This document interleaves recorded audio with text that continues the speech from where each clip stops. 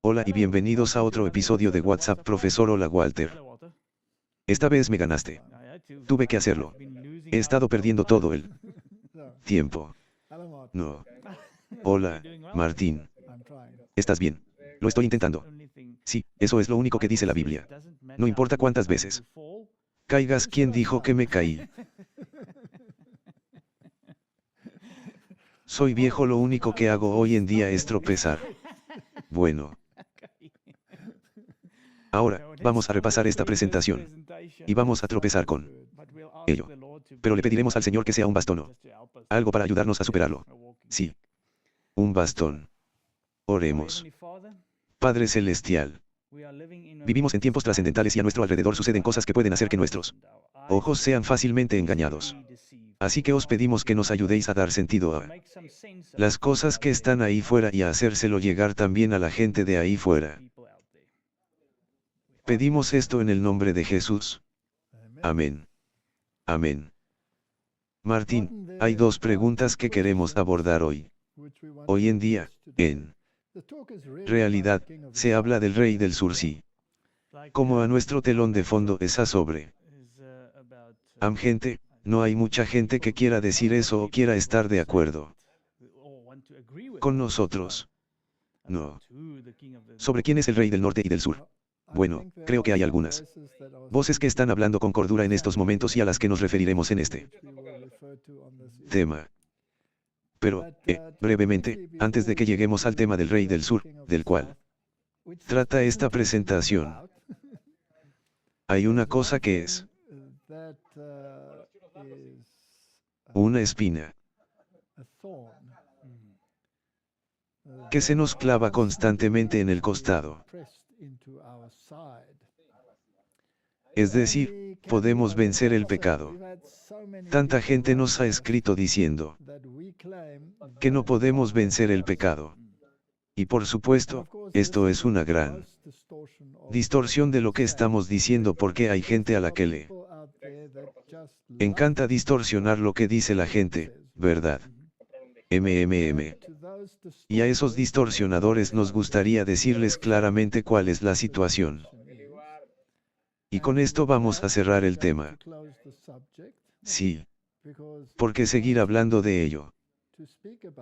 Porque no importa lo que digas, estas personas lo distorsionarán y te harán decir lo que no dijiste. Aunque creen que lo dijiste porque quieren pensar que lo dijiste cuando nunca lo dijiste. Digámoslo de esta manera. Es exactamente lo que acabas de decir. Escuché a uno de ellos y dijo: Walter Fate dice esto, pero lo decía en serio. Esta estuvo excelente, sí, está diciendo esto, pero obviamente no está diciendo aquello. Está diciendo algo más. Bueno, está bien. No quiero entrar en adjetivos para estas personas, aunque son una espina. Y una espina está bien, digámoslo sin rodeos. Muy irritante. Bueno. Entonces, podemos vencer el pecado. Vamos a tratar esto brevemente. No. Vamos a entrar en grandes detalles. Ya lo hemos hecho. Entonces, se ha hecho muchas veces y la gente no escucha. Entonces, ¿podemos vencer el pecado? Pregunta. Lo que hemos dicho consistentemente es que tenemos una naturaleza pecaminosa. Y esta naturaleza permanecerá con nosotros hasta que Cristo venga y cambie nuestro cuerpo vil en su cuerpo glorioso. Y no tenemos otra justicia que reclamar aparte de la justicia de Cristo. Si ellos quieren decir según lo que está escrito allí que nosotros decimos que no se puede dejar de pecar, pues entonces no puedo ayudarlos. Entonces obviamente hay una disfunción cerebral en alguna parte.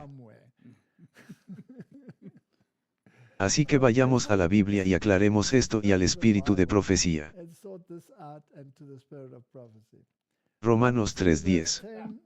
Podríamos poner 100 versículos ahí, pero solo uno. Eso es todo. Como está escrito, no hay justo. No, ni uno solo. No dice que no hay nadie justo hasta que llegue a ser perfecto y sin pecado. No dice eso, no, ni siquiera la última generación. No, no hay justo. No, ni uno solo. Así que lo siento mucho por ti, Martín, pero no eres justo. Puedes ser revestido de la justicia de Cristo. Sí. Y luego, pero si piensas que eres justo, entonces estás sentado con tu propia vestimenta. Muy bien, tomemos esta cita nuevamente. Lo hemos mostrado cientos de veces, pero mostrémoslo una vez más. No podemos decir que estoy libre de pecado, hasta que este cuerpo vil sea transformado y adaptado a su cuerpo glorioso. Martín, no me deslumbras los ojos. No, lo siento. Definitivamente no tienes un cuerpo glorificado. No, y creo que tampoco tengo ninguno. Pero si buscamos constantemente seguir a Jesús, tenemos la bendita esperanza de estar delante del trono de Dios sin mancha ni arruga ni cosa parecida, completos en Cristo, revestidos de su justicia y perfección. ¿Está esto en armonía con Romanos 3:10? Es exactamente lo mismo. Los romanos simplemente no incluyeron todavía la última porción de su justicia y perfección. Sí. Está bien. Entonces, ¿significa esto que estamos condenados a seguir pecando? Porque tenemos una naturaleza pecaminosa. No. Ahora, es un problema. Pero esta gente dice que si decimos sí, continuaréis pecando. No, simplemente no entienden lo que estamos diciendo. No, ellos no quieren entender. ¿Por qué quieren ser perfectos y quieren llamarse justos? Sí. Así que lo que en realidad estamos diciendo, Martín, es que tenemos una propensión al pecado. Y que permanecerá con nosotros hasta que Cristo venga. Pero eso no significa que debamos actuar según nuestra propensión. Sí. Cristo murió por nosotros y cuando aceptamos su sacrificio expiatorio, nos arrepentimos y renacemos en Él, nos cubre con su justicia. Y por su Espíritu quita nuestros corazones de piedra y nos pone en armonía con su voluntad. El pecado se vuelve aborrecible para nosotros y lo vemos como lo que es. Si decimos que no podemos vencer el pecado, entonces estamos diciendo que Cristo no puede obrar en nosotros y eso sería una negación del Evangelio. ¿Es eso lo suficientemente justo? Definitivamente. Pero tengo una propensión. Solo explique lo del alcohólico. Sí. Si eres alcohólico, eres alcohólico. Tienes una propensión a beber alcohol. Eso no significa que tengas que rendirte. No tienes que ir al bar, pero sigues siendo un alcohólico porque una vez que tomas ese primer sorbo, estás cocinado nuevamente. Bien. Así que, Martín, tenemos una propensión al pecado. Y para aquellos que piensan que son perfectos, les sugiero que dejen caer un martillo de 20 libras en el dedo del pie y vean cuán perfecta es su disposición. Especialmente si se hace varias veces en repetidas ocasiones. Es como aquel chiste del electricista que vierte plomo fundido en uno de esos condensadores. Y él no da en el blanco y se cae por la espalda de su compañero que trabaja debajo. Y a este lo arrestan por profanación pública. Y el juez le pregunta, ¿qué dijiste? Dijo, Charles. Por favor, ten cuidado con ese plomo fundido la próxima vez que lo viertas. Me cayó por la espalda y te agradecería que tuvieras un poco más de cuidado. Sí. El juez le habría creído. Yo tampoco le creo. ¿No lo crees? ¿No le crees? En fin, bueno. Continuemos con esta historia. Está bien. Cuando el conflicto termina. Esto viene de los hijos de los tiempos. Cuando vengan tiempos de refrigerio, de la presencia del Señor, entonces los pecados del alma arrepentida que ha recibido la gracia de Cristo y ha vencido por medio de la sangre del Cordero, serán quitados de los registros del cielo y serán colocados sobre Satanás, el chivo expiatorio, el originador del pecado, y no serán recordados más contra él para siempre. Cuando el conflicto de la vida termine, cuando la armadura sea puesta a los pies de Jesús, cuando los santos de Dios sean glorificados. Así que dos aquí, cuando mueres o cuando eres glorificado, eso es en la segunda venida de Cristo. Entonces y solo entonces podremos afirmar con seguridad que somos salvos y sin pecado. Ahora habrá gente que diga, oh, entonces, no tienes seguridad en términos de tu salvación.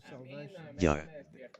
¿Ves? Cada vez que haces una declaración simple solo para intentarlo, entonces viene el otro lado y lo vuelve a tirar todo por la borda.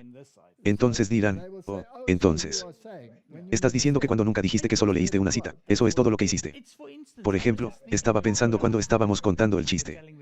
Y nos reíamos, luego tendremos gente que ahora dirá, oh, entonces te estás burlando de la expiación de Jesús, que tuvo que morir por tus pecados. Pueden hacer lo que quieran, el hecho es que tenemos una naturaleza pecaminosa. Tenemos una propensión pecaminosa, pero no queremos pecar y aborrecemos el pecado. Esa es la situación hasta que morimos o hasta que recibimos un cuerpo glorificado. Uno de los dos. Al hacer eso, estás glorificando a Cristo nuevamente. Eso es lo principal. Nunca queremos decir consíguelo. Nunca te lo pones tú mismo. Bueno. Entonces ellos dirán, oh, entonces dices que no puedes decir que eres salvo. Lo que puedo decir es que tengo fe en aquel que comenzó en mí la buena obra, y que la perfeccionará. Entonces la responsabilidad no recae sobre mí, sino sobre Él. Así que deja de lado ese viaje del ego y confía en Cristo. Que Él nos declare justos y que Él los declare salvos. Ahora veamos lo que dice la Biblia. Está bien. Menos gente dice, está bien, solo estás citando el espíritu de profecía. Busqué las palabras pecado no en esa secuencia en la Biblia. Hay muchos otros. Puedes encontrar cientos y cientos de textos sobre el pecado y lo que hace. Pero las palabras no pecan en la versión King James. Y escupió 10 versos. El primero está en Éxodo 20:20. Y Moisés dijo al pueblo, no temáis. Porque para probaros vino Dios, y para que su temor esté delante de vuestros rostros, para que no pequéis. Entonces Él quiere que peques. No. No. No quiere que peques. Pero, sí. Tienes a Dios en mente y le reverencias, te ayudará a no pecar. Eso es lo que significa el texto. Exactamente. Se está apropiando de su ayuda. Porque estás manteniendo tu rostro en Él. Está bien. Entonces, ¿quién está haciendo esto en ti? A Él. Bueno. Este es ahora el Antiguo Testamento. Por supuesto, en el Nuevo Testamento la ley desaparece. Entonces, puedes pecar, ¿verdad? Ese es el otro ex en caso de que la gente diga que lo estoy diciendo ahora. Estoy siendo facilito. Bien. 1 Samuel 14:34. Saúl dijo, dispersaos entre el pueblo y decidles. Traedme cada uno su buey y cada uno su oveja, matadlos aquí, y comed, y no pequéis contra Jehová comiendo con sangre. Así que Él no quiere que peques. Él quiere que practiques cosas que no sean pecaminosas. Salmos 4:4, temblad y no pequéis. Comulgad con vuestro corazón en vuestra cama y permaneced en silencio. Estad en silencio y sabed que yo soy Dios. De acuerdo. Y estar en silencio es reconciliarse con Dios. Salmos 39, versículo 1, al músico principal, un salmo de David. Dije, cuidaré de mis caminos para no pecar con mi lengua. Cuidaos y no pequéis. Guardaré mi boca con un arrepentimiento mientras el malvado esté delante de mí. Vaya, eso es muy fuerte. Así que incluso guarda su boca mientras está agitado con él. Sí. Él es el malvado. ¿Contra quién está luchando aquí? Contra su naturaleza pecaminosa. Correcto. Eso es todo. De acuerdo. Sin embargo, dice Ezequiel, si advierten al justo, oh Dios. Dice a través de Ezequiel que el justo no peca y él no peca. Vivirá. ¿Hay alguna condición ahí? Sí. Porque y lo traes de vuelta a la transgresión de la ley es muerte. Sí. Porque también advirtió que has librado tu alma. Así que vayamos al Nuevo Testamento. Despierta a la justicia. Y no peques. ¿Quién es la justicia? Martín Cristo. Porque algunos no tienen conocimiento de Dios. Para vergüenza vuestra lo digo. Efesios, enójense. Y no pequen. Es difícil. Eso es asombroso. Es difícil.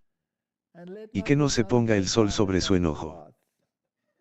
Entonces, puedes estar enojado a veces hasta que se ponga el sol. Así que tienes que esforzarte mucho y decir, no quiero hacer esto. No quiero hacer esto. Sí. Y entonces no. ¿Y qué pasa si ese plomo fundido te cae por la espalda? Tendrás que volver a Cristo. Bien. Un Juan. Hijitos míos, estas cosas les son escritas que no lo son. Pero si el plomo fundido cae por tu espalda y te enojas. Abogado tenemos para con el Padre, a Jesucristo el justo. No sé, se me permite parafrasear ese versículo así. Quizás. Pero aún así me meteré en problemas si lo hago así. Correcto. Si alguno ve a su hermano pecar, un pecado que no es de muerte, pedirá y él le dará vida. Por los que pecan que no son de muerte. Hay un pecado de muerte. No digo que deba orar por él. Eso es un pecado contra él. Espíritu Santo. Cuando pecas de muerte, debemos ayudarnos mutuamente. Debemos apoyarnos mutuamente. Toda injusticia es pecado y hay un pecado que no es de muerte. Bueno, yo pensaba en lo que leíamos cuando decía que si un hombre eminente peca, abogado tenemos ante el Padre. Ahora bien, la teología de los últimos días sostiene que, cuando nos encontramos sin mediador, surge el problema. Entonces, ya habrás alcanzado la perfección. No, porque aún tienes un cuerpo sin glorificar. Entonces, ¿cómo te mantendrás sin mediador? Bueno, la Biblia nos dice lo que sucederá. Dice que dará a sus ángeles el mando sobre ti y te protegerán de este ataque. En otras palabras, mantendrán alejada de ti la influencia de los ángeles malignos. Has sido establecido en la verdad. ¿Sabes qué es la verdad? No vas a renunciar a la verdad. Y los ángeles te protegerán en ese tiempo hasta que Él venga. La idea de que se hará algo especial para la última generación es errónea, en mi opinión, porque la forma en que eres salvo a lo largo de todas las generaciones nunca ha cambiado. No habrá cambios al final. Entonces, cuando Elías fue trasladado y llevado al cielo, fue un caso especial. ¿Quién recibió esta bendición especial? ¿O fue como María, según la fe católica, que tuvo una concepción inmaculada, lo que le dio una naturaleza no caída? No. Así que nada de eso aplica. Nada de eso aplica. El plan de salvación es el mismo en todo momento. Y cuando Jesús venga, transformará este cuerpo vil en su cuerpo glorioso. Pero mientras estés allí sin un mediador, son los ángeles quienes te protegen de las malas influencias. Y su Espíritu Santo, que ha obrado contigo y con tu mente, te mantiene en el patrón de pensamiento que has establecido para que seas inconmovible. Sí, eso es lo que significa estar tan arraigado en la verdad que no puedes ser conmovido. Eso es lo que significa estar sellado. Entonces, puedo decir sin rodeos que en ese tiempo probablemente no pecarás. No, probablemente no pecarás. De hecho, no pecarás. No pecarás. No pecarás en ese tiempo. Eso no significa que aún estés libre de pecado, porque Jesús. No puedo decir que estoy libre de pecado, pero no.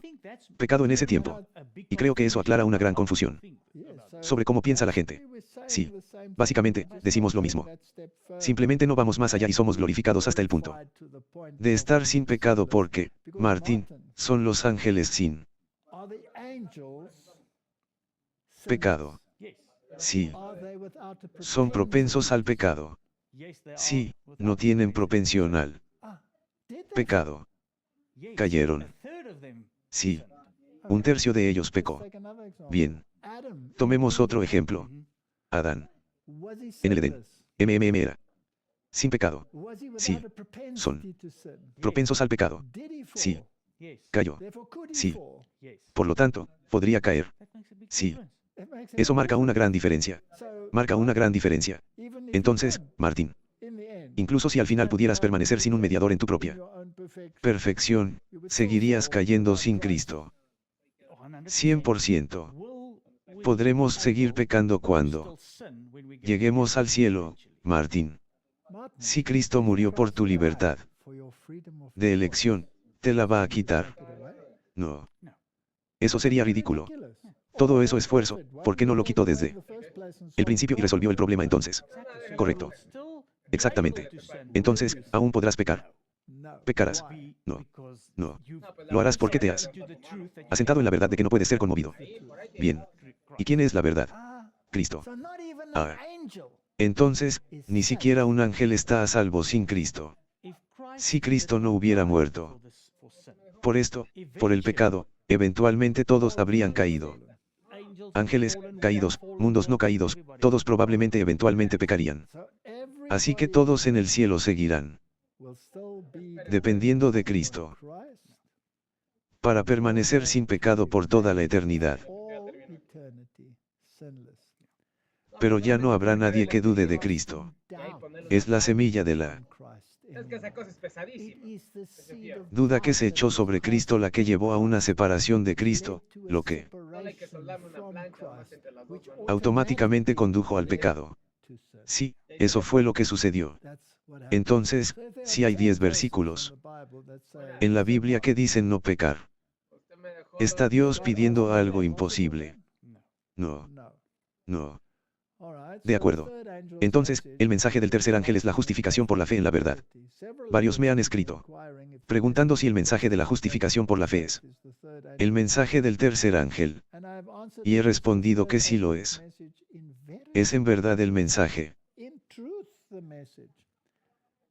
Pero dice que no quebranten los mandamientos de Dios, que no guarden un falso conjunto de mandamientos, ni acepten la marca de la bestia, que es un mandamiento farisaico que no se encuentra en la Biblia. ¿Verdad?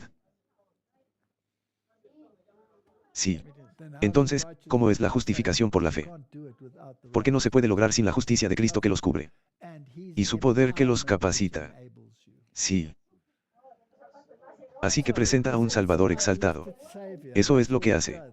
Este mensaje pretendía presentar de forma más prominente ante el mundo al Salvador exaltado, el sacrificio por los pecados de todo el mundo. Presentó la justificación por la fe en la Biblia. Invita a la gente a recibir la justicia de Cristo, que se manifiesta en la obediencia a todos los mandamientos de Dios. Ahí está el quid de la cuestión.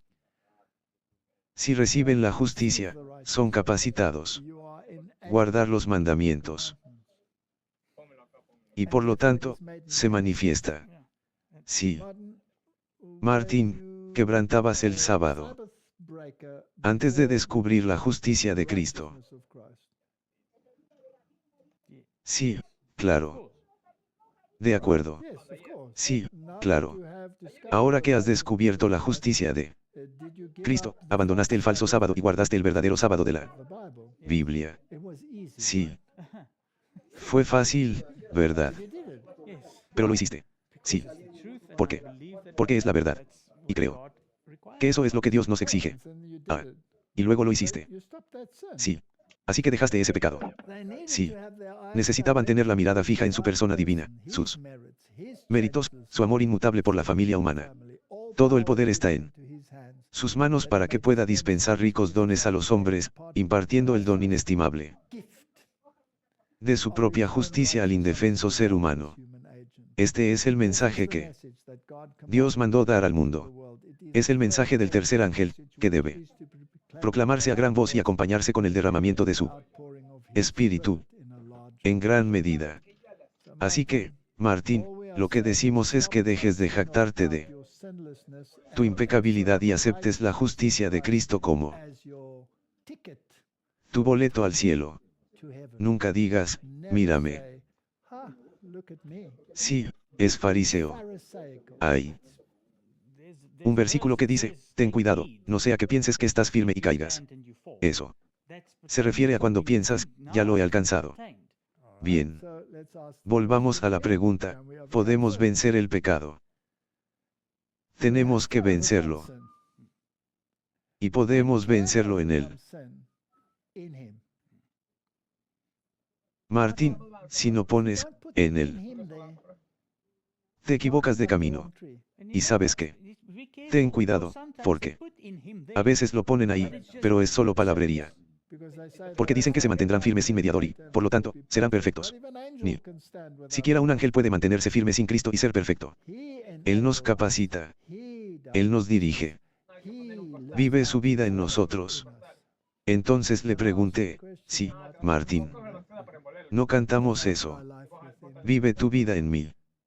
Oh Jesús, etcétera. Etcétera, etcétera, no lo cantamos. Sí. Para no jactarnos y decir que no tenemos pecado. Necesitamos una actitud humilde hacia nuestras habilidades. En lugar de jactarnos de nuestros logros y decir que no tenemos pecado, recordemos quiénes somos y demos gloria a Dios por tan gran salvación. El carácter que desarrollamos. Aquí es el que nos llevamos al cielo. ¿Estás de acuerdo con esa afirmación? Me encanta. Así que veamos lo que dice Lecciones Objetivas del Gran Maestro. Cuando la voz de Dios despierte al muerto, este saldrá de la tumba con los mismos apetitos y pasiones, los mismos gustos y disgustos que abrigaba en vida. Dios obra. No hay milagro que recree a un hombre que no sería recreado cuando se le concedieron todas las oportunidades y se le proporcionaron todas las facilidades. Durante su vida, no se deleitó en Dios ni halló placer en sus siervos. Su carácter no está en armonía con Dios. Y no podría ser feliz en la familia celestial.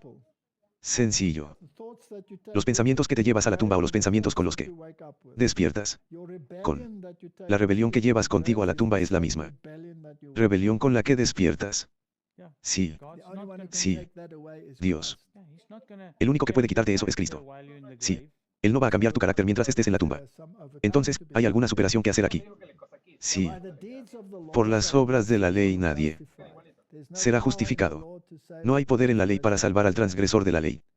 Si el hombre, después de su transgresión, hubiera podido salvarse por su máximo esfuerzo por guardar la ley, entonces Jesús no habría tenido que morir.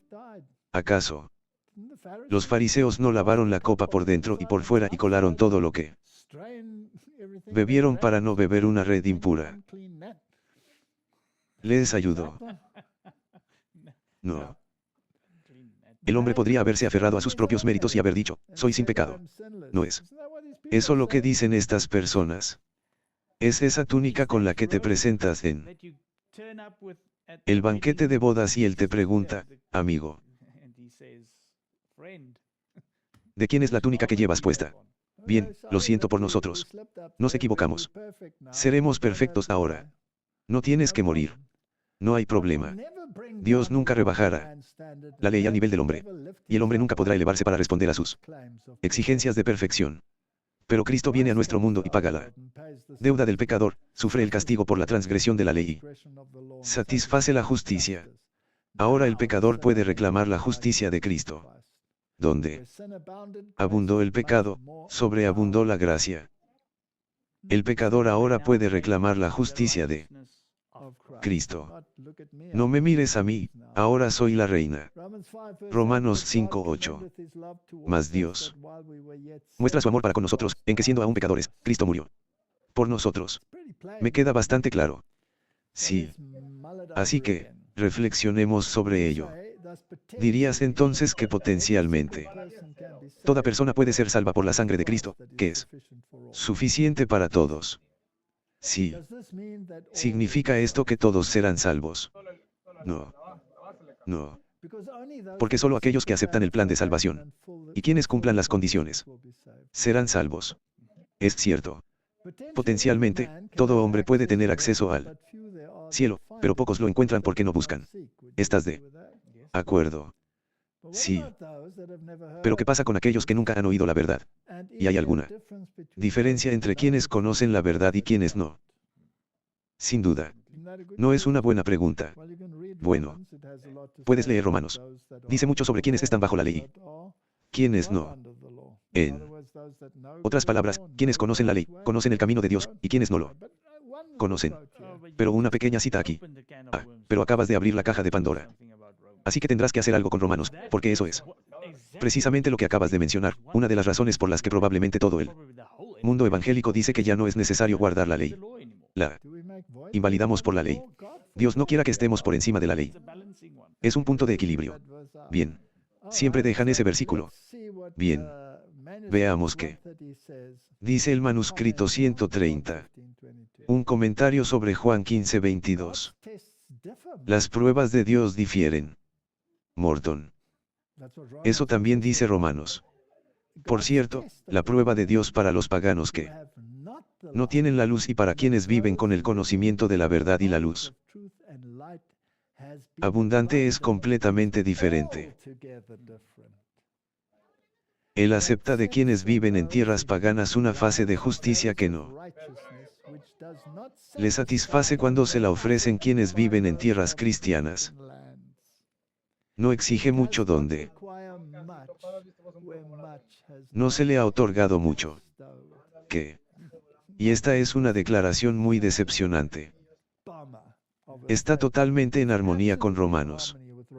Sí. Entonces, Martín, si has aceptado a Cristo y dices ser cristiano, eso te impone más responsabilidad definitivamente. Entonces, eso significa que en Cristo tienes que esforzarte por superarte para ser un ejemplo para los demás. Por supuesto. Entonces, tu crecimiento tiene que ser sobresalido. Sí. Así que, en armonía con el espíritu de profecía, me gustaría. Declaro públicamente que nunca he afirmado ser libre de pecado. Nunca he afirmado haber superado completa y completamente mi naturaleza pecaminosa. Pero ciertamente he afirmado que no quiero pecar. Absolutamente. Y por la gracia de Cristo, puedo vencer el pecado. De lo contrario, ¿qué sentido tendría la santificación? Sí. No habría santificación. Entonces podríamos prescindir de ella y simplemente aceptarla. Justificación y seguir pecando. Y luego podríamos desechar la ley. Sí.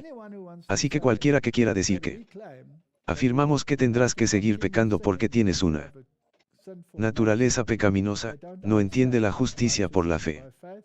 Tampoco entiende la santificación. Porque, por cierto, la Biblia también dice que sin santificación nadie verá a Dios. Pero la medida de cuánto comprendas sobre el tema juega un papel importante, porque Dios es un Dios justo. Creo que la gente malinterpreta la santificación. Creen que tienes que trabajar para santificarte, pero es Cristo quien te santifica. No es por las obras de la ley que eres salvo. Solo las obras que Cristo hace en ti tienen valor ante Dios. De hecho, te mantienen en la santificación. Así que incluso un pagano decente y bondadoso es impulsado por el Espíritu de Cristo, aunque no lo sepa.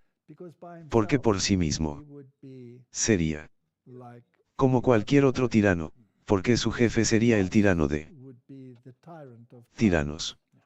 Sí. Es decir, Satanás. Espero que esto aclare el asunto. No quiero volver a hablar de ello. Pero, Martín, estoy deseando tener un cuerpo glorificado.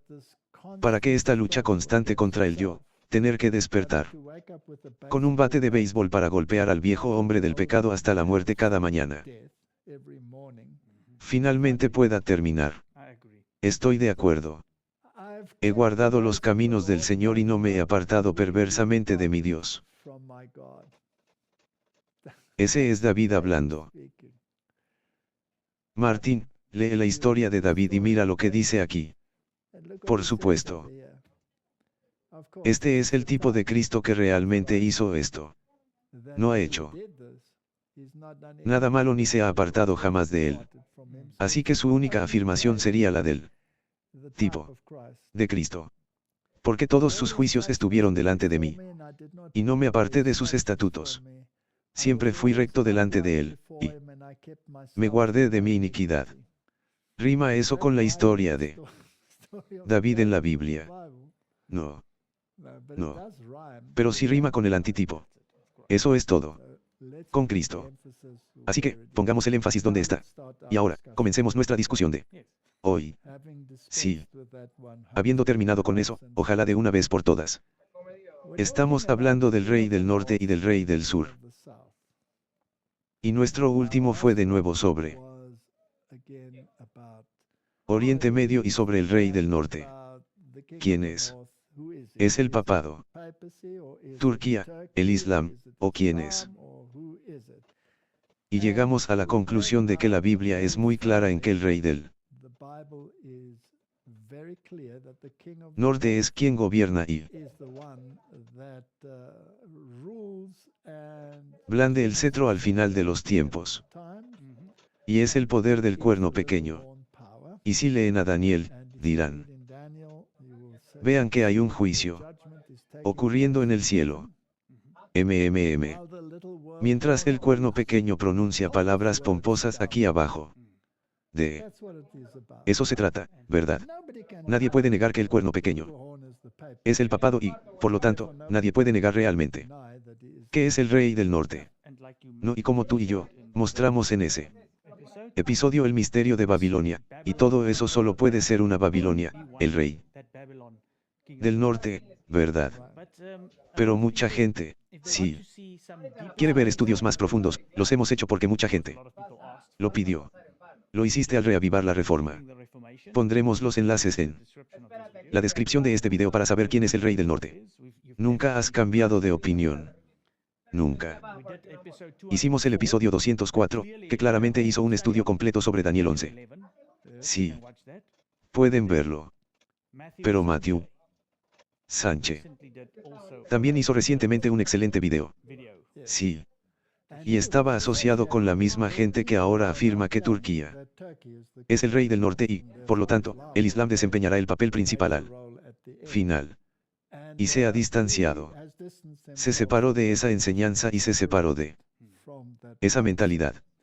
Pondré un enlace a ese enlace porque hizo un excelente trabajo y no tenemos que repetir lo que dijo, porque lo hizo muy bien. Miren lo que dice. Lo interesante es que recuerdo que en Total Onslaught mencionaste la conexión islámica. Sí. Será difícil encontrar eso en algunos lugares. Pondremos un enlace donde también pueden encontrarlo, porque algunos lugares lo han quitado. Lo han quitado porque creen erróneamente que Turquía es el rey del norte. Sí. Y otros, por supuesto, creen que el Islam es el rey del sur. Así que vamos a abordar esa parte ahora. Pero ya no nos centraremos en esa persona porque tenemos eventos del fin del mundo que observar y no podemos apagar constantemente estos incendios que arden por todo Internet. Lo que podemos hacer es mostrar en el futuro cómo el rey del norte encaja con el rey del sur. ¿Cómo encaja eso en el antiguo? Tenemos que retomar el estudio bíblico completo y realizarlo cada vez. Por eso ya lo hicimos. Pero para completar, el rey del sur, hagámoslo. Analicemos brevemente esta declaración que fue el tema de la época. La idea de Uriah Smith. Y recuerden que en la época de Uriah Smith, la caída del Imperio Otomano, de hecho, justo antes de eso, por ejemplo, él y el movimiento millerita profetizaban lo escrito en Daniel. Y llegaron a la conclusión de que el Imperio Otomano, centrado básicamente en Turquía, caería. Y así fue. Sí. De hecho, predijeron la fecha exacta de todo. Y este fue un hito importante que impulsó el esquema profético. Sí. Pero fue un evento histórico que tuvo lugar. Sí. Ahora, tomar ese evento histórico y extenderlo hasta el fin de los tiempos. Si ese fuera el caso, entonces el espíritu de profecía y el gran conflicto en particular habrían enfatizado que esa es la forma en que se va a tratar. Ni una palabra.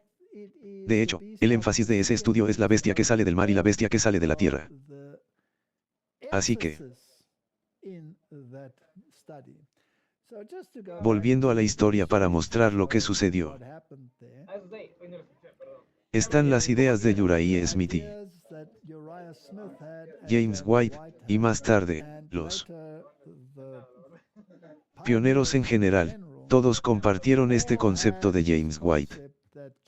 Ellen White apoyó Daniel y Apocalipsis de Uriah Smith porque contenían mucha verdad y porque también enfatizaban que este poder otomano caería y se cumplió hasta el día de hoy. Por lo tanto, había mucha verdad en él, pero nunca lo apoyó de ninguna manera. Y ninguno de los libros que escribió. Nada hasta 1915.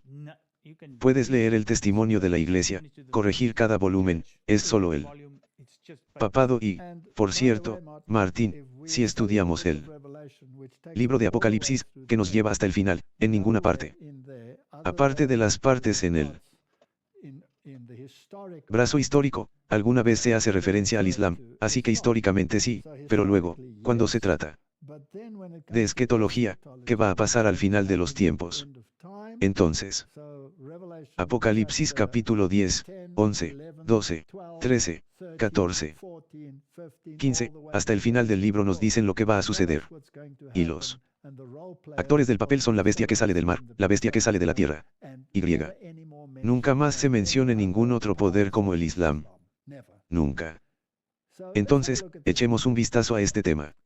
Uno de los testimonios individuales, entregados probablemente solo en forma oral, fue el dirigido a James White. Un reproche por su manera de actuar justo antes del campamento combinado y la sesión de la conferencia general. Él y Uriah Smith tenían puntos de vista conflictivos sobre la profecía del rey del norte descrita en Daniel 11 y el poder presentado en el versículo 45 que llegaría a su fin sin nadie que lo ayudara. White, en su discurso del sábado 28 de septiembre por la mañana en la recién instalada carpa del campamento, refutó las interpretaciones de Smith. Él sentía que el enfoque de Smith, indicando que el mundo estaba al borde del Armagedón, amenazaría el fuerte apoyo financiero necesario para la obra de la Iglesia en rápida expansión. Así que esto está escrito en los años de soledad. Ya sabes, vi a alguien que argumentó que Smith hizo esto solo para no contradecir la visión del rey del norte de I. Smith, sino solo para evitar que hubiera algún problema. ¿Crees que lo habría hecho solo por eso? Disparates. Absoluta tontería. Así, el mensaje de Elena White a su esposo fue una reprimenda por haber adoptado un curso de acción que llevaría a la gente a observar diferencias de opinión entre los líderes y a disminuir su confianza en ellos. Para los líderes de la Iglesia, adoptar una posición dividida ante el pueblo era peligroso. James White aceptó la reprensión, pero fue una de las experiencias más difíciles que tuvo que afrontar. Porque sentía que estaba haciendo lo correcto. Estaba haciendo lo correcto teológicamente. La forma en que lo hizo fue lo que supuso un problema. Y todos tenemos algo en lo que debemos trabajar, a veces en cómo presentamos algo en lugar de en lo que estamos diciendo. Y luego, es muy interesante que en ningún momento Ellen White revelara qué hombre tenía razón en la posición que ocupaba. Ese no era el problema. El quid de la cuestión fue la importancia de que los líderes presentaran un frente unido ante el pueblo. Pero como hemos dicho, se puede estudiar el Apocalipsis, toda la mitad esqueológica del libro, y no encontrar en ningún lugar mencionado el Islam, ni Turquía, ni ninguno de ellos. Tampoco lo encontraréis en el gran conflicto. Tampoco lo encontrarás en ninguno de los otros escritos. Siempre es la bestia que sale de la tierra, el cristianismo evangélico, y la bestia que sale del mar, el papado, el pivote alrededor del cual gira todo. Cuando recibes la porción y todo el mundo se pregunta tras la bestia. Correcto. Estas personas quieren decir que eso solo será después del cierre del tiempo de gracia, pero hemos visto y verán eso en la presentación de Matt, en la de Matt también. Lo has hecho numerosas veces. Numerosas veces. Ahora hemos demostrado que todos están realmente en la misma situación, que todos corren hacia el Papa. En cualquier caso. Sí, incluso hicimos uno en el pasado o hice uno en el pasado sobre el Éxodo y el faraón del Éxodo y por qué cayeron las plagas. No tenía nada que ver con el ataque de Turquía a Jerusalén. Siempre tuvo que ver con anular la ley de Dios. Oh. Pueblo, haced a Moisés, haced al pueblo el sabbat. Guardar el reposo sabático. Ese era el problema. El mismo problema se presentará al final. Es una cuestión del hombre de pecado versus Cristo. Amén. Entonces vamos a prescindir de esto. Hemos hecho uno sobre ello. El último que hicimos, Matthew solo hizo uno. Coloque el enlace allí. Mira eso. Estoy seguro de que continuará con su buen trabajo. Y no os dejéis confundir por todos esos extraños vientos de doctrina que soplan por ahí. Ahora vamos a abordar el tema del rey del sur, porque Martín había otro que citó que el rey del sur también es el Islam. Sí. Quieren introducirlo en todas partes. Así que hagamos un pequeño estudio y veamos lo que la Biblia tiene que decir al respecto. Ahora, recuerden que el espíritu de profecía nunca dice claramente en tantas palabras que el rey del norte es el papado, el rey del sur es lo que sea, ¿verdad? Hay que leerlo desde la historia y desde la profecía. Así que históricamente el rey del sur era Egipto, al igual que el rey del norte era Babilonia. Entonces, ¿quién o qué podría representar al antitípico rey del sur? Esa es la pregunta que tenemos. Así que en Apocalipsis 11, se describe una guerra contra la palabra de Dios en la que sus dos testigos, es decir, el Antiguo y el Nuevo Testamento, son atacados abiertamente por un poder del abismo. Durante siglos, la Iglesia de Roma había gobernado y la palabra de Dios había estado escondida en una lengua muerta y bajo tradiciones y fábulas. La Reforma restauró la palabra a la humanidad. Y Satanás desplegó una nueva estrategia para destruir su veracidad. Así que la Reforma que dijo, ustedes saben, este es el criterio con el que trabajamos. Trabajamos con la Biblia y solo con la Biblia. Esto es todo. Ahora eso destruye el poder del papado que basa sus cosas en la tradición y todas las demás cuestiones. Entonces ahora ¿cómo atacas la Biblia? Bueno, tendrás que utilizar otra estrategia. Así que está bien que hayan utilizado algunas estrategias. Uno lo iba cambiando un poquito aquí, un poquito allá. Eso es todo. Sí. Entrar en algo así como la evolución y aceptar que todos tenemos que mirar el panorama completo. Entonces, cuando se detectó un error en una ocasión, eso fue lo que hizo la Reforma. Esto viene de la gran controversia.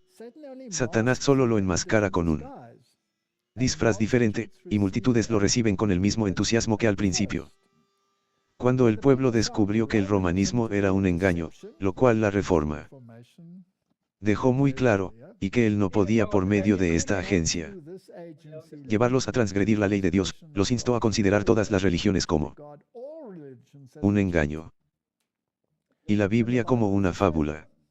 Y desechando los estatutos divinos, se entregaron a una iniquidad desenfrenada. Así que, si desecháis las ordenanzas de Dios, entonces tendréis iniquidad desenfrenada. Sí, esto es anarquía.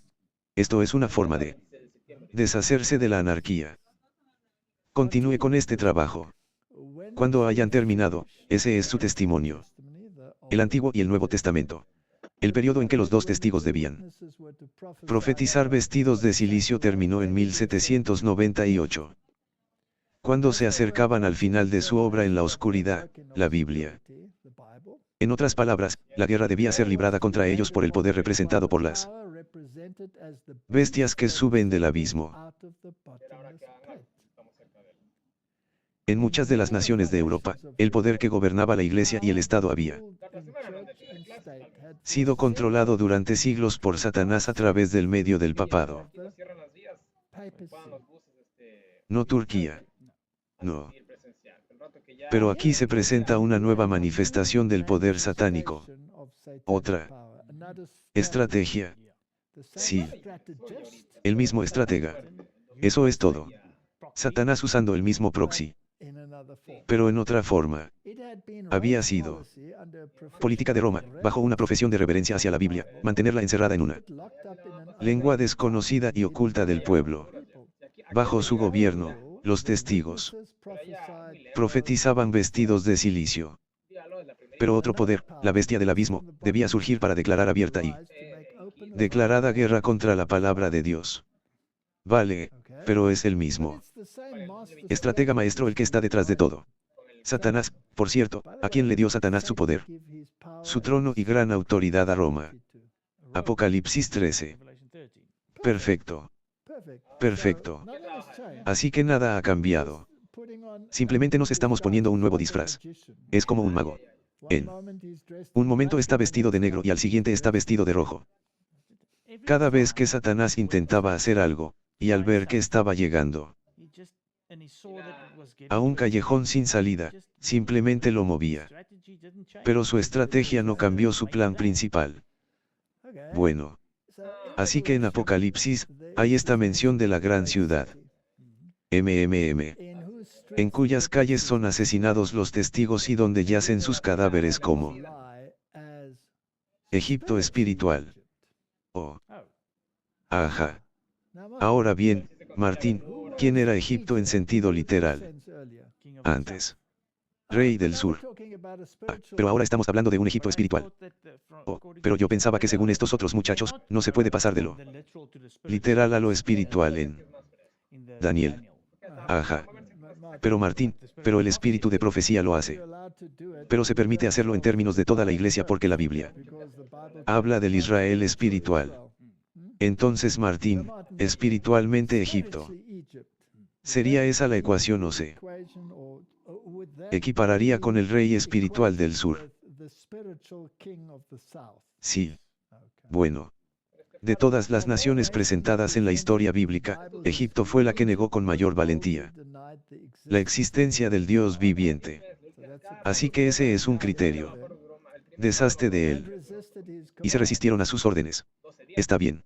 Así que, en otras palabras, anarquía. Desorden. Haz lo que quieras. Ningún monarca se aventuró jamás a una rebelión más abierta y autoritaria contra la autoridad del cielo que el rey de Egipto.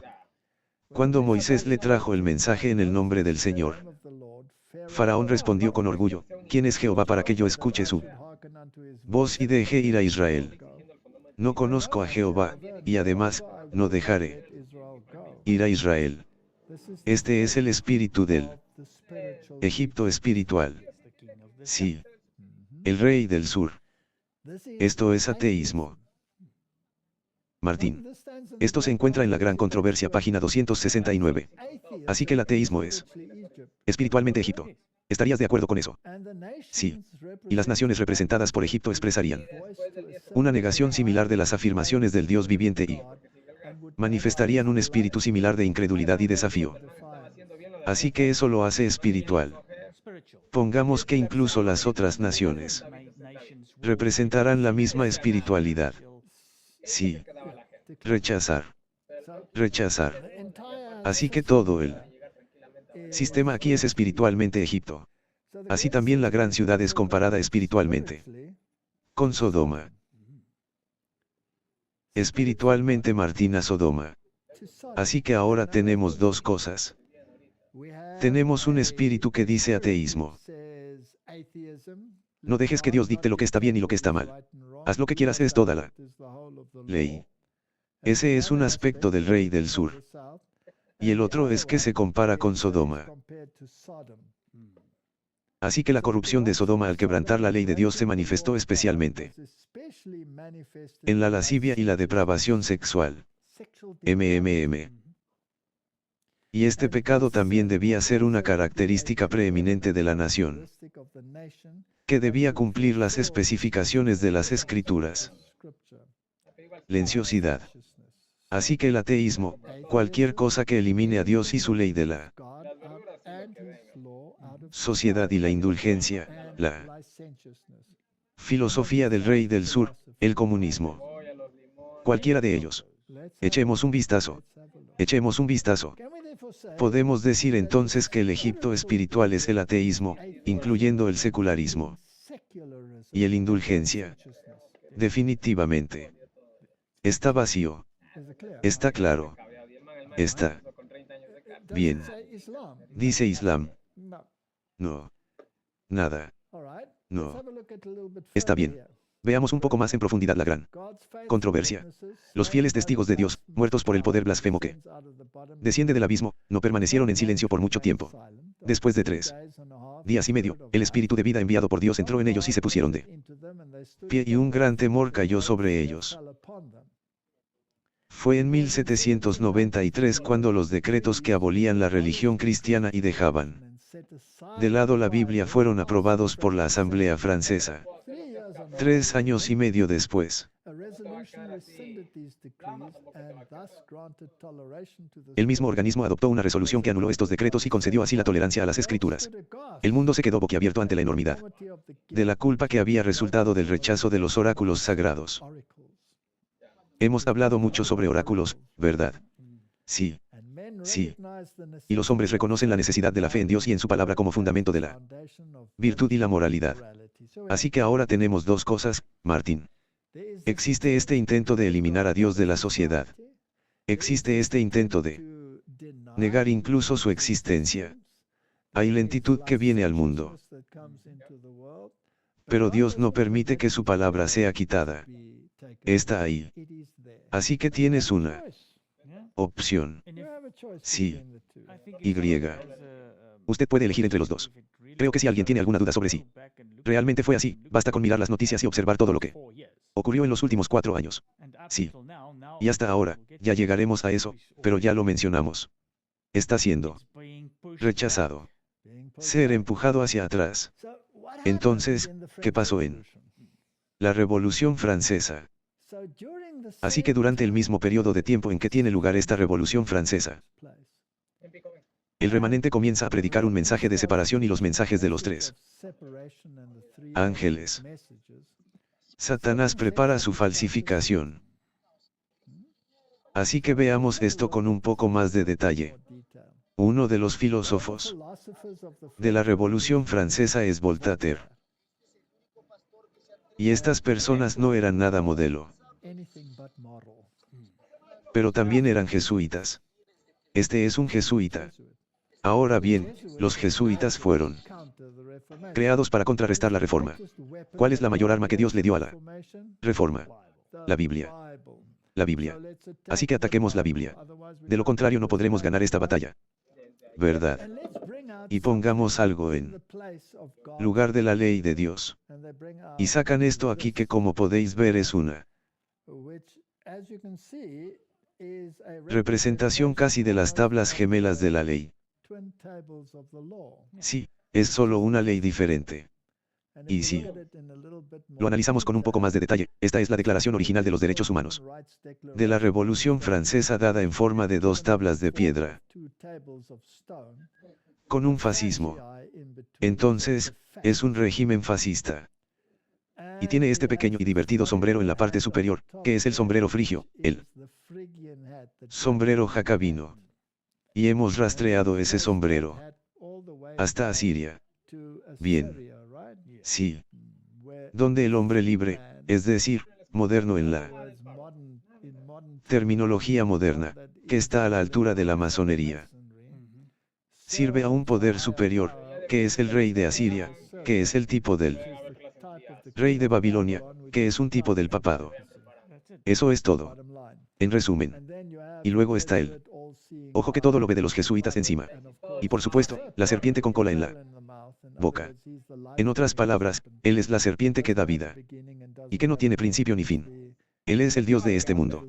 Lucifer. Así que, en lugar de la palabra de Dios, estaban los derechos humanos. Derechos humanos. Derechos humanos. Derechos humanos. Derechos humanos. Y tienes derecho a todo. Sí. Incluso tienes derecho a la pornografía. Tienes derecho a satisfacer tus lujurias. Todo. Así, aquí, en el libro de educación que leemos sobre la Revolución Francesa, Se lleva a multitudes a creer que el deseo es la ley suprema. La licencia es libertad y el hombre solo es responsable ante sí mismo.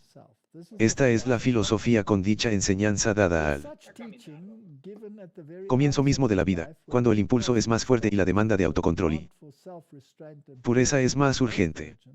¿Dónde están las salvaguardias de la virtud?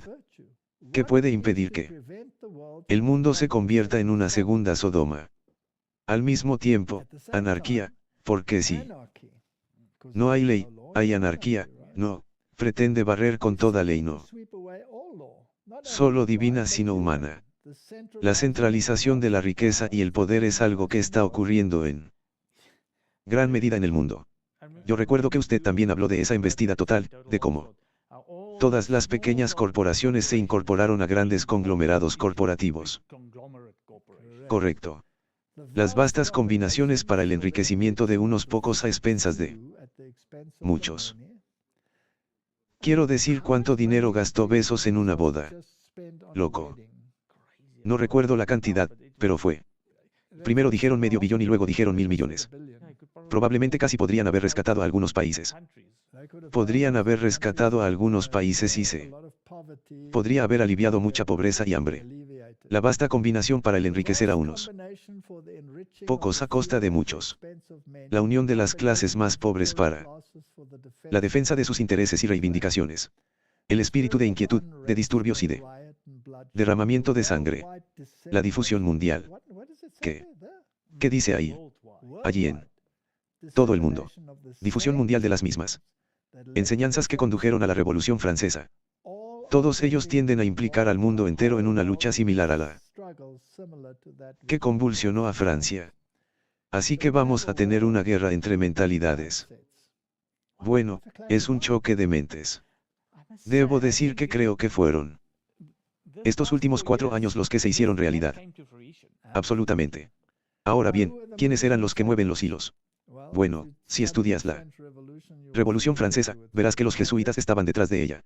Con la huida de los hugotanos, se produjo una decadencia general en Francia. Las ciudades manufactureras florecientes cayeron en la decadencia. Las regiones fértiles volvieron a su estado natural. Embotamiento intelectual. A un periodo de progreso no deseado siguió la decadencia moral.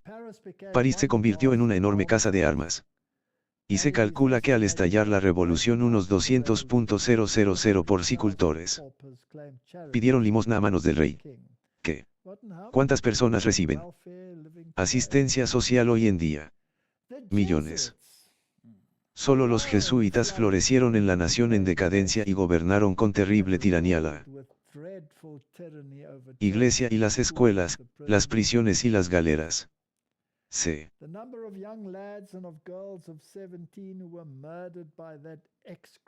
Pueden contar por centenares el número de muchachos y muchachas de 17 años asesinados por ese gobierno execrable. Los bebés arrancados de sus pechos eran arrojados de pica en pica a lo largo de las filas de yacabanes.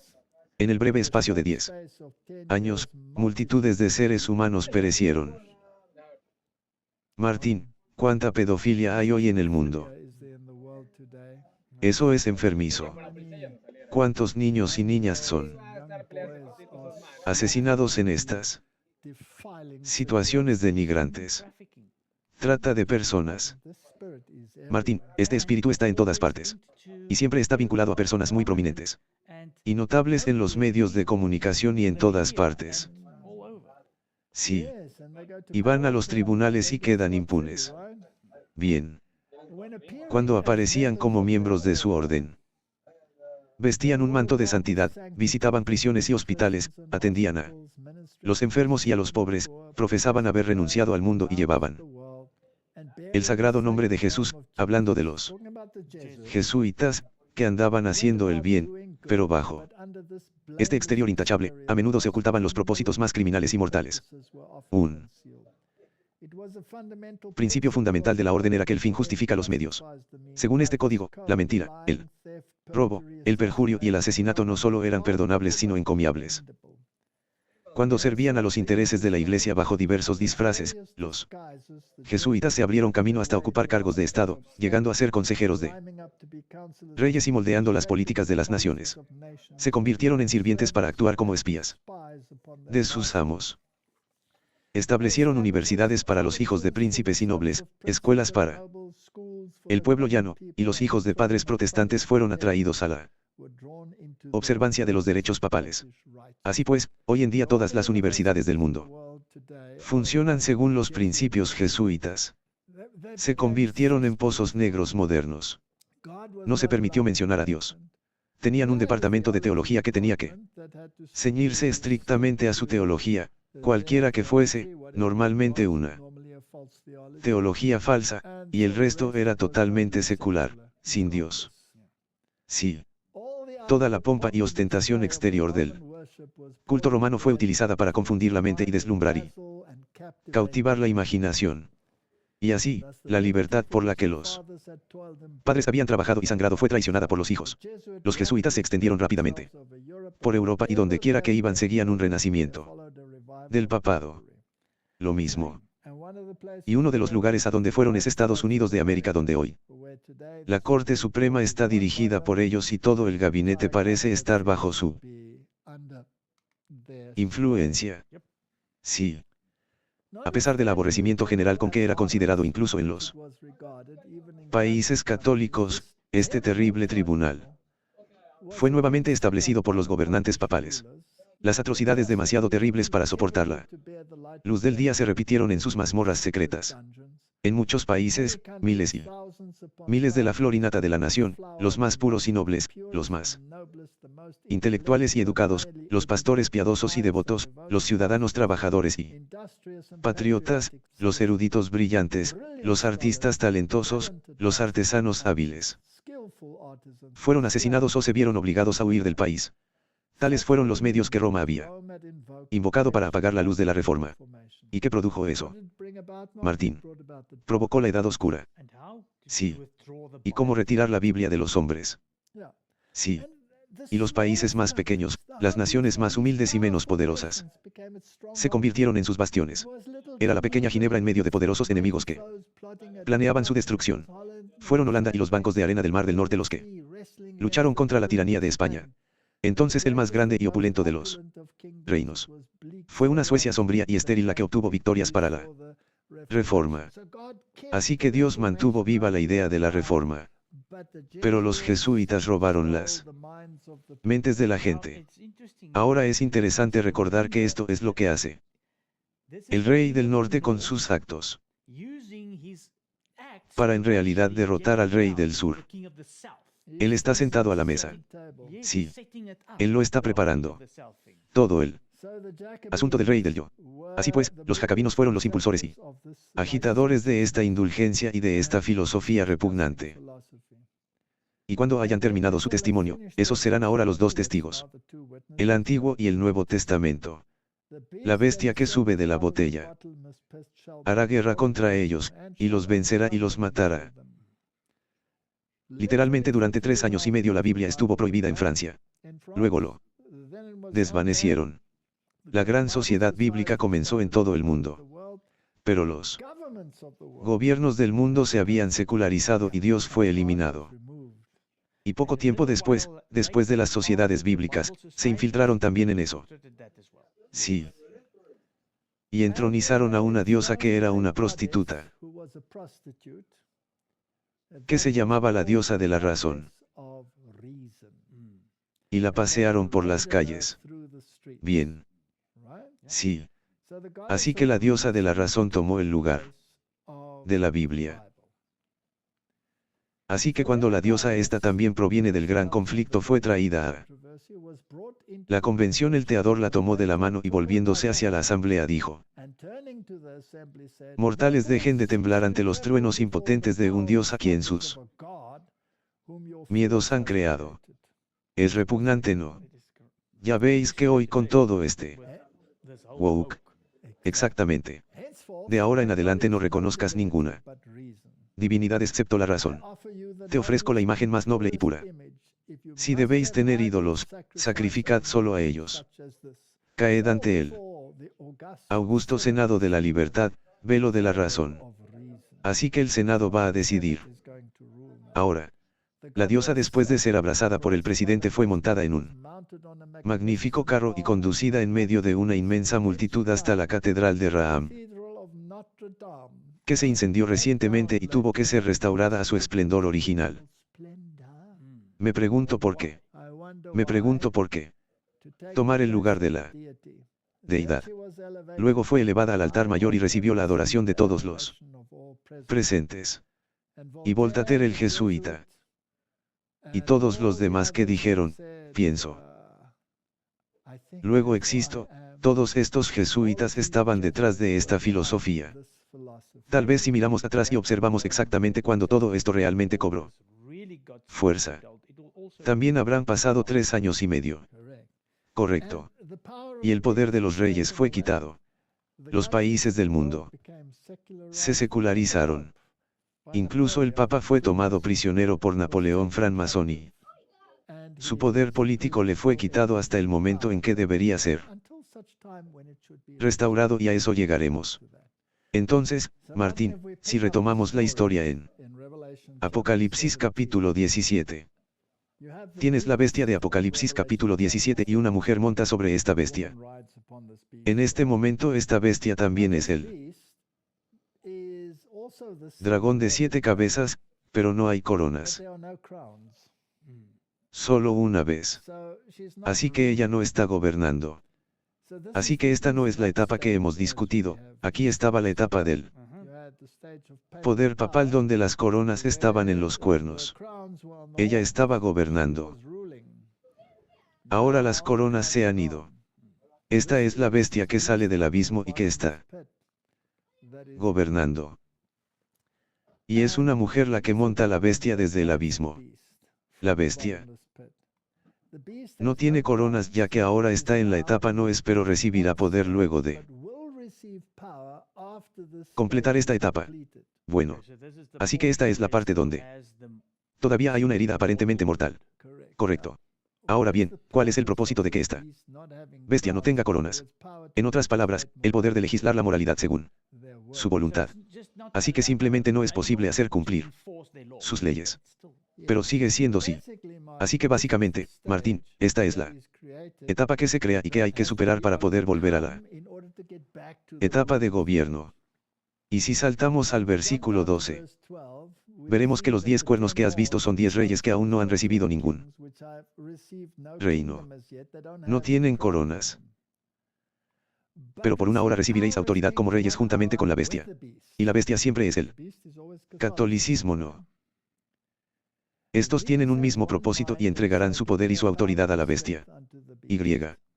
La iglesia está gobernando a esta bestia. Así que la filosofía del rey del sur es una filosofía del ateísmo. Y es una filosofía del clemencia. Haz lo que quieras es toda la ley. Y es una filosofía underground. Es una bestia que sube del abismo, pone una nueva filosofía en el mundo, la diosa de la razón, de la libertad, de la fraternidad, de la libertad, de la hermandad. Todos nos amamos. Esa es la filosofía que se transmite al mundo. Y para infiltrarse lo hacen a través de las logias masónicas. Aquí tenéis un retrato de Anthony Sa, el primer gran maestro de la Logia de Londres, fundada en 1717 para preparar el camino para esto. Y así es como se ve. Y por supuesto esa es la señal que tienen. Donde ponen su mano sobre su pecho así. Y ahora echemos un vistazo a la foto del título de Pa 12. De la biografía de Padelios Pategui y es el mismo símbolo. Así que Roma, en realidad, a través de los jesuitas, crea este sistema para infiltrar el pensamiento político y espiritual del mundo. Y es un sistema luciferino. No reconoce a Dios, ni la Biblia, ni su ley. Sí. Pero así es como siguen funcionando. Aunque todos tengan estos praxis. Tienen a los caballeros, sus caballeros de Malta o todas las sociedades secretas haciendo esa infiltración. Correcto. Entonces, en este periodo de tiempo, ¿qué se está desarrollando? Bueno, el periodo de tiempo cuando esta bestia surge del pozo sin fondo, vemos el surgimiento de la masonería como acabamos de ver allí. Comunismo. Espiritualismo, evolucionismo que es ateísmo.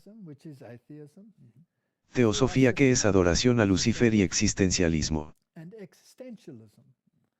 Así que definamos simplemente el existencialismo.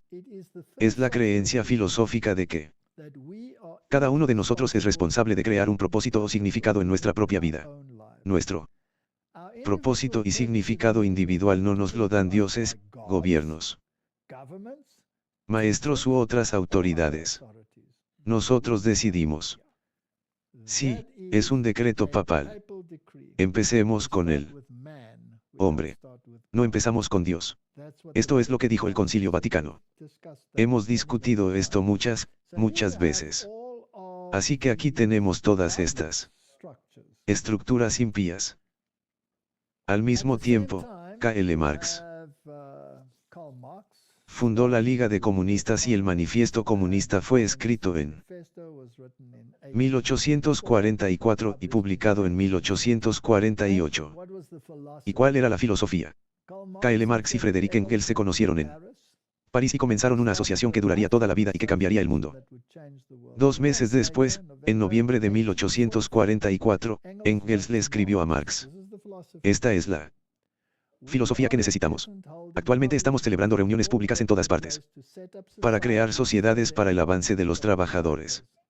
Por una gran mayoría, todo lo cristiano fue excluido del reglamento. No debe haber ningún Dios de la Biblia involucrado.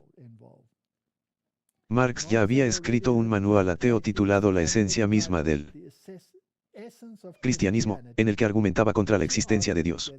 Esta filosofía del rey del sur encaja al 100% con la realidad y niega la existencia de Dios.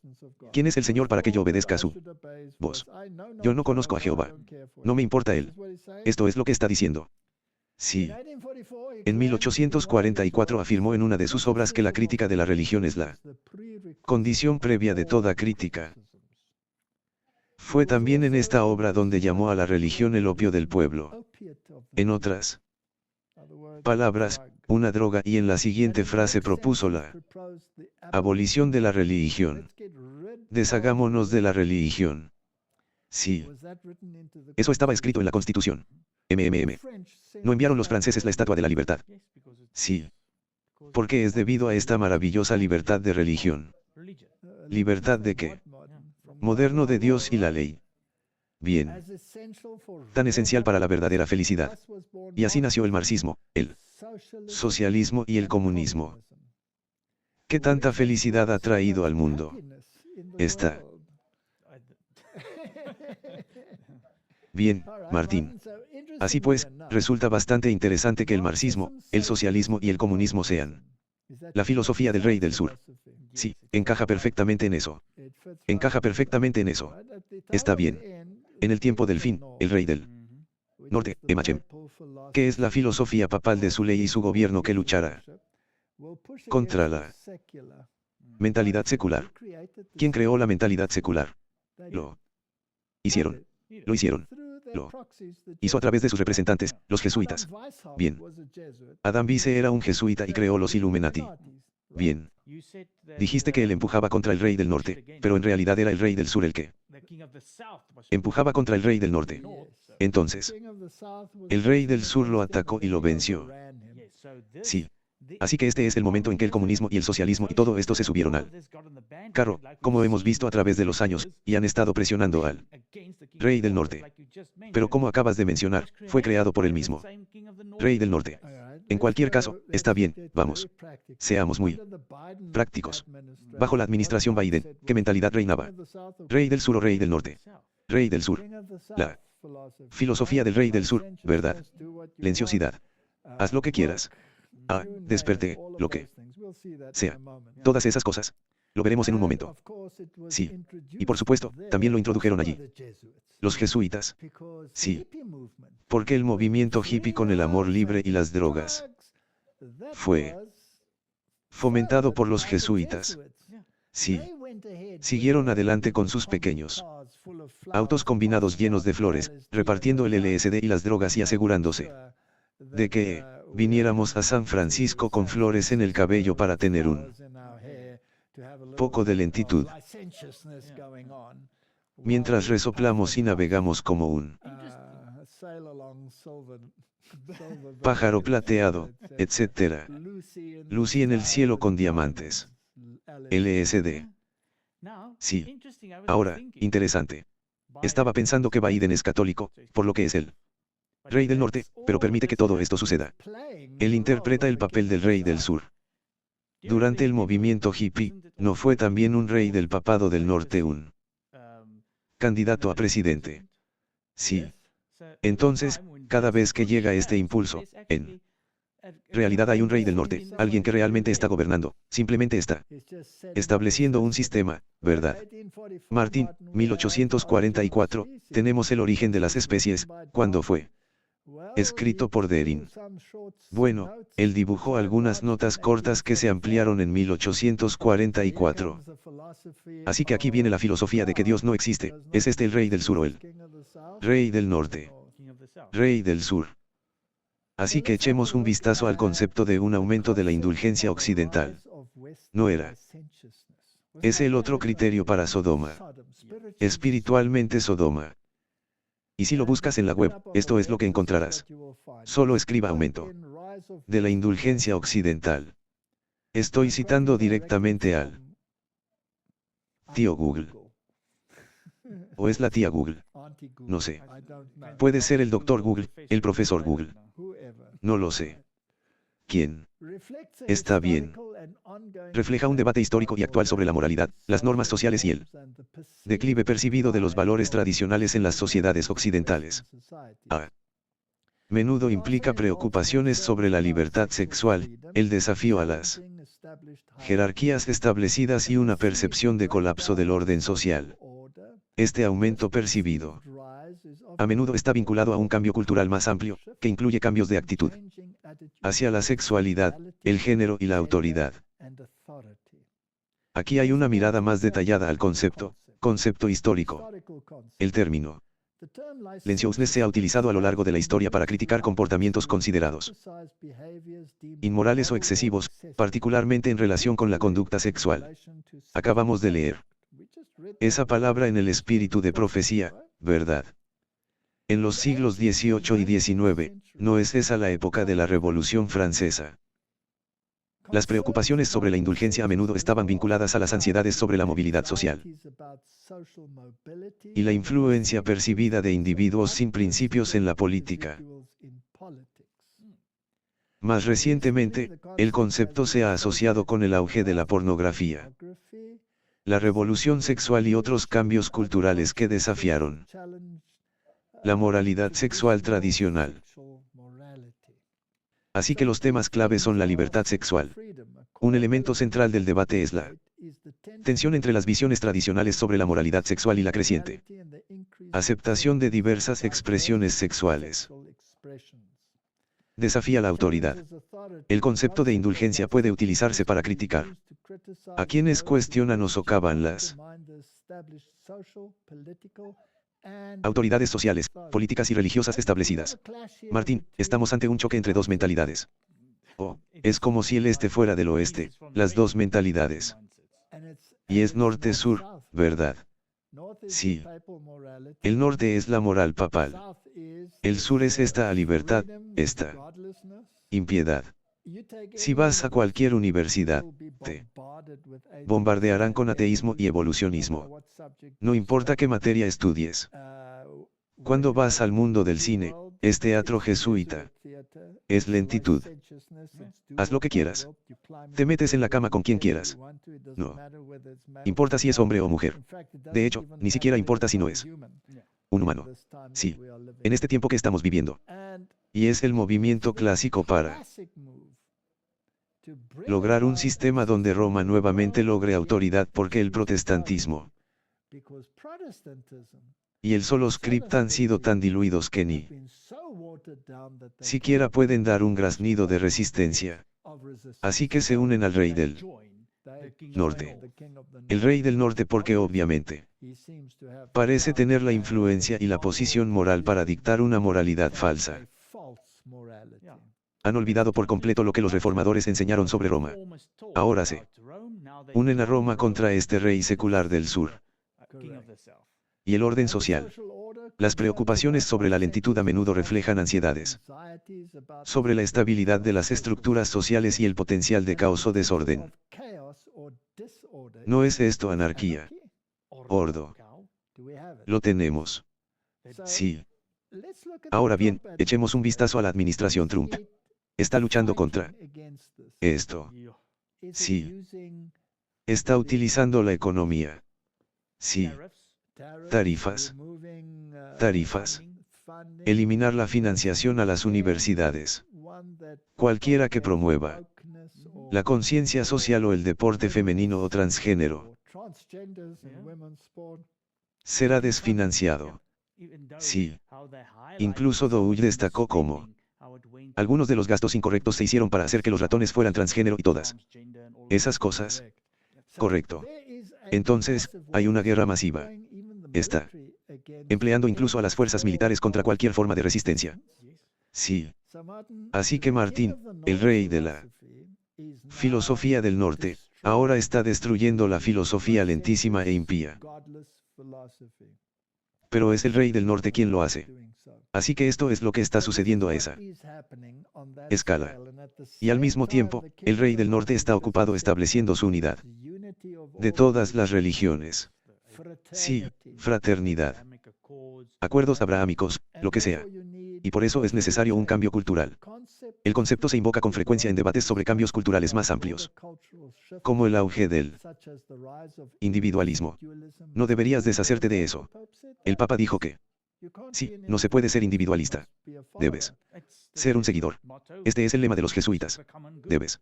Es por el bien común. Consumismo. ¿No es eso parte del Ron Novarum? Y el Papa moderno, el Papa León, no propaga eso. Y el secularismo moderno, el rey del sur, según Apocalipsis 11, según la interpretación que encontramos en el gran conflicto, es impiedad y indulgencia. Aquí lo tenemos. Sí. Hay una guerra contra ella para erradicarla y establecer de nuevo la mentalidad del rey del norte. Sí. ¿Y qué pasa con la mentalidad bíblica? ¿No queda eso entonces en segundo plano? Por supuesto, es así como los conservadores morales suelen considerar el aumento del clemencia como una decadencia de los valores tradicionales y una amenaza para el orden social. Encontramos esto hoy en día.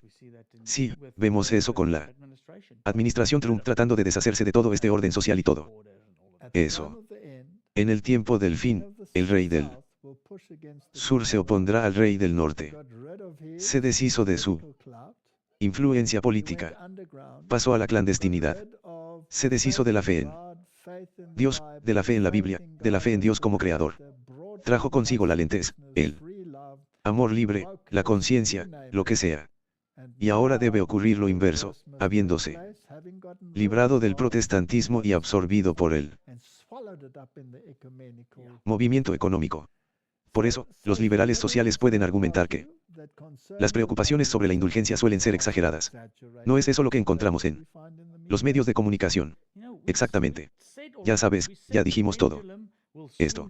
Dijimos que el péndulo oscilaría tanto que luego volvería a oscilar, y ahora está oscilando hacia atrás y la gente todavía está tratando de mirar hacia otro lado. Está bien. Entonces, ¿qué es el swing? Fue rey del norte y luego se convirtió en rey del sur.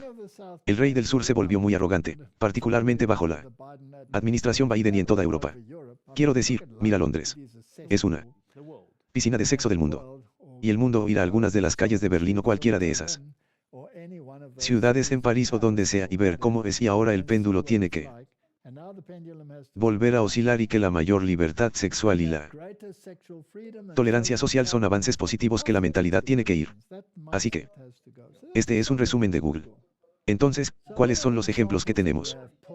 Pornografía. El aumento de la pornografía en los siglos XX y XXI ha sido un importante foco de preocupación en materia de lentitud, con críticos que argumentan que promueve la explotación sexual y perjudica a los individuos y a la sociedad. La sociedad siempre está involucrada. Los movimientos sociales que defienden los derechos LGBT, los derechos reproductivos y otros cambios sociales han sido acusados de promover la indulgencia al desafiar las normas tradicionales. Normas tradicionales. ¿Quién martilla sobre la tradición? La Iglesia Católica Romana. Discurso político. El término lentitud puede utilizarse en la retórica política para atacar a los oponentes y demonizar sus ideas. Está pasando eso hoy en día. Ya ves, esto ocurrió bastante durante la administración Biden. Ahora está siendo invadido. Ajá. Y están dando marcha atrás. Sí. ¿Por qué tienen miedo de la economía? Me refiero al dinero que se está quitando. Esa es la Universidad de Pensilvania. Sí. Tuve que cambiar. Tuvieron que recuperar las recompensas que se les entregaron a estas personas. Sí. Y bajo un pretexto u otro, te arrestarán y te encarcelarán si no cooperas. Así que, en conclusión, podemos decir que la idea de un aumento de la indulgencia occidental es un concepto complejo y controvertido. Refleja los debates actuales sobre la moralidad, el cambio climático y la tensión entre la libertad individual y el orden social. El bien común es ese orden social. Definitivamente. ¿Y cuál será el final de todo esto? Bueno, Apocalipsis termina la historia después de haber traído esta filosofía del rey del sur que ahora tiene que ser derrotada. Y los reyes del mundo deben devolver su poder a la bestia. En otras palabras, Roma volverá a dictar su moralidad por ley. ¿Y después qué pasa? Versículo 15 del capítulo 11. El séptimo ángel tocó la trompeta, y hubo grandes voces en el cielo que decían, los reinos del mundo han venido a ser de nuestro Señor y de su Cristo, y Él reinará por los siglos de los siglos. El reino de Dios será establecido, no por el hombre. Ya hemos discutido eso. Y los 24 ancianos que estaban sentados delante de Dios en sus tronos, se postraron sobre sus rostros, y adoraron a Dios, diciendo, te damos gracias, Señor Dios Todopoderoso, el que eres y que eras y que has de venir, porque has tomado tu gran poder, y has reinado. Ningún poder terrenal va a reinar.